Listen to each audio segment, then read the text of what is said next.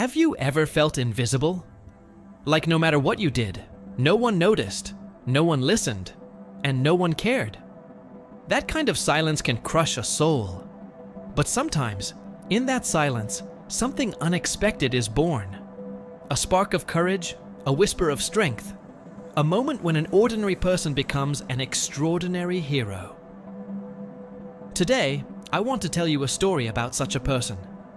A story of a quiet village, a forgotten man, and how the world discovered that even the softest voice can echo louder than thunder.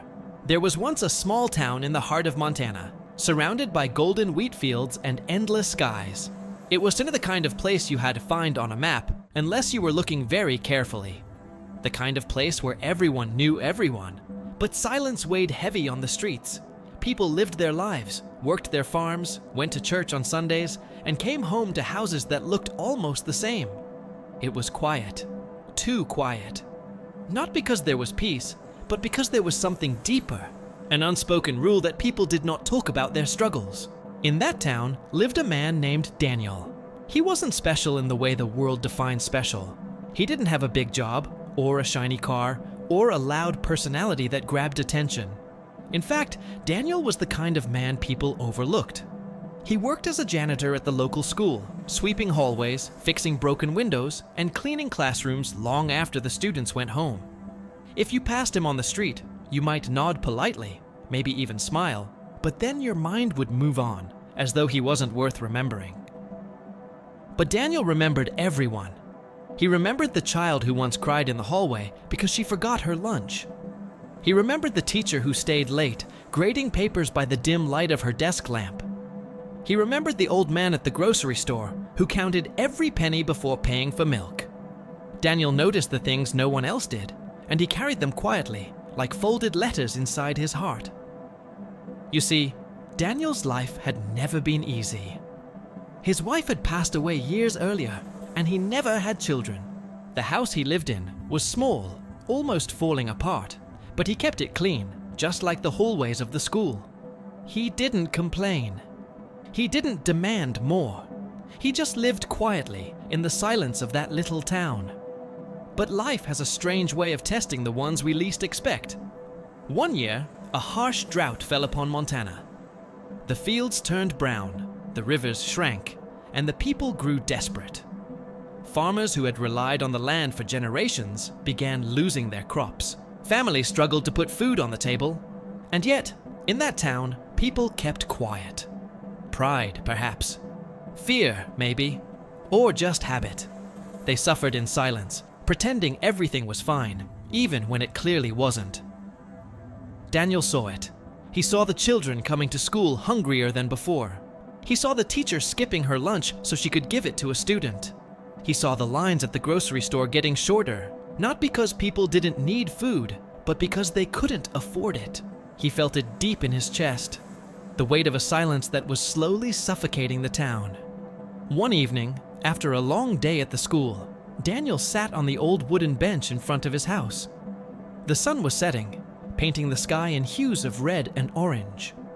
He thought of his wife, of the times they had sat together, watching sunsets like this, sharing simple meals, laughing at silly things, and he whispered to himself, "What would you have me do?" The question hung in the air, fragile, almost breaking, and that night, Daniel made a decision. A small one at first, but one that would change everything. The next morning, he went into town carrying a box. Inside were canned goods, rice, beans, and a loaf of bread he had baked himself. He set the box on the steps of the church with a note that read, "Take what you need, leave what you can." He didn't sign his name. He didn't want recognition. He just wanted to break the silence. At first, no one touched it. People passed by, pretending not to notice. Pride is a heavy thing, and in that town, asking for help felt like admitting defeat. But by evening, the loaf of bread was gone. By the next morning, so were the cans of beans, and someone had left behind a jar of honey, their way of giving back. Daniel smiled quietly to himself and kept going. Every day, he left something. Some days it was food. Other days, blankets or firewood. Slowly, others began to do the same. Someone left a basket of apples. Another brought a bag of flour. A fisherman placed fresh-caught trout in the box one morning, and by nightfall, it was gone. The silence of the town began to crack. People started to talk, not loudly, but enough. Enough to ask, who's doing this? Enough to whisper, maybe we don't have to go through this alone. Weeks turned into months, and the box outside the church became a lifeline. No one admitted it, but everyone knew they had used it at least once. And though Daniel never revealed it was him, people began to feel hope. For the first time in a long while, the town was breathing again. But then came the storm. It was late November when the snow arrived early, fierce and unrelenting. The roads were blocked, the power lines went down, and people were trapped in their homes. Fear crept back into the silence, colder than the snow outside. And that was when Daniel realized something. The little box at the church wasn't tea enough anymore. The people needed more than food. They needed each other. So Daniel did something unthinkable for a man who had lived his whole life quietly. He knocked on his neighbor's door. "Are you all right?" he asked.